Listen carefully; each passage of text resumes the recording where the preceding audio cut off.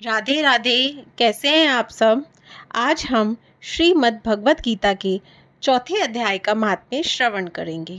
जय नारायण भगवान की जय। गीता माता की जय। चौथे अध्याय का महात्म्य। भगवान बोले, हे लक्ष्मी, जो पुरुष गीता जी का पाठ करते हैं उनके छूने मात्र से अधम देह से छूटकर पाकर विवेक को प्राप्त होते हैं। लक्ष्मी जी ने पूछा, हे महाराज, श्री गीता जी के पाठ करने वाले को छूकर कोई जीव मुक्त भी हुआ है? तब श्री भगवान ने कहा, हे लक्ष्मी, तुमको मुक्त हुए पुरुष की पुरातन कथा सुनाता हूँ। भागीरथी गंगा के किनारे श्री काशी नगर है। वहाँ एक वैष्णव रहता था। वह श्री गंगा जी में स्नान कर श्री गीता जी के चौथे अध्याय का पाठ किया करता था। उस वैष्णव के पास तप ही धन था। एक दिन वह साधु वन में गया। वहां बेरी के 2 वृक्ष थे। वह साधु उनकी छाया में बैठ गया और बैठते ही उसको निद्रा आ गई।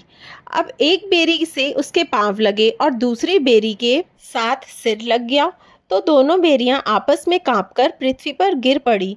उनके पत्ते सूख गए। परमेश्वर के कहने से वह दोनों बेरियां ब्राह्मण के घर जा पुत्रियां हुई। हे लक्ष्मी जी, बड़े पुण्य संचित कर मनुष्य देह मिलती है। दोनों लड़कियों ने उग्र तप करना प्रारंभ किया। जब दोनों बड़ी हुई तब उनके माता पिता ने कहा, हे पुत्रियों, हम तुम्हारा विवाह करते हैं। तब उन दोनों ने उत्तर दिया, हम विवाह नहीं करती। उनको पिछले जन्म की सब बातें याद थी। वे पवित्र जाति में जन्मी थी। उन्होंने कहा कि हमारे मन में एक कामना है, यदि ईश्वर उसे पूर्ण करे तब बहुत भली बात है।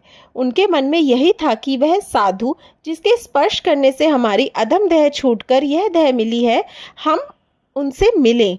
इतना विचार कर उन दोनों लड़कियों ने माता पिता से तीर्थ यात्रा करने की आज्ञा मांगी, तो माता पिता ने आज्ञा दे दी तथा उन दोनों कन्याओं ने माता पिता के चरण छूकर प्रस्थान किया। तीर्थ यात्रा करती करती काशी में पहुंची। वहां जाकर देखा कि वह तपस्वी बैठा है जिसकी कृपा से बेरी की देह से छूटी है। तब दोनों कन्याओं ने चरण छूकर दंडवत करी। हे संत जी, धन्य हो, आपने हमको कृतार्थ किया है। तब उस तपस्वी ने कहा, मैं तो तुमको नहीं जानता। कन्याओं ने कहा, हम आपको पहचानती हैं। हम पिछले जन्म में बैरियों की योनि में थी। आप एक दिन वन में आए। अधिक धूप होने के कारण बैरियों की छाया तले जा बैठे। लंबा स्थान ना होने से एक बैरी से चरण और दूसरी को सिर लगा। उसी समय हम बैरियों की देह से मुक्त हुई।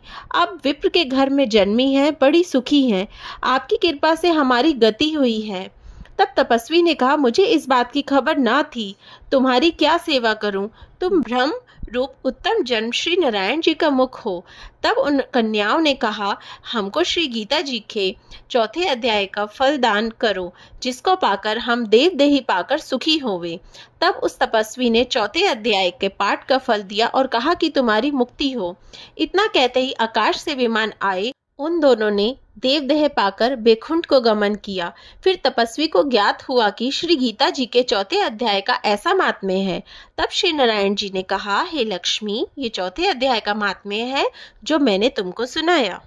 इति श्री पुराणे सती ईश्वर संवादे उत्तराखंडे गीता महात्म्य नाम चौथा अध्याय समाप्त। नारायण भगवान की जय। गीता माता की जय।